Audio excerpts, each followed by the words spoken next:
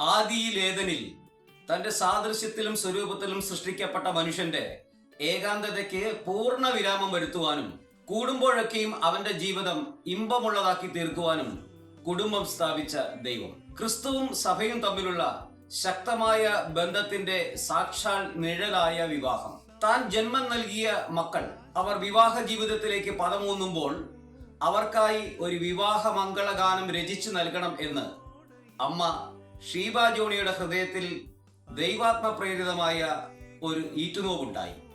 അതിൽ നിന്ന് പിറവിയെടുത്ത ഈ വിവാഹ മംഗളഗാനം വിവാഹവേദികളെ ധന്യമാക്കട്ടെ എന്ന് ആശംസിക്കുന്നു. ഗാനരചന സംഗീതം സിസ്റ്റർ ഷീബ ജോണി പൂഞ്ഞാർ.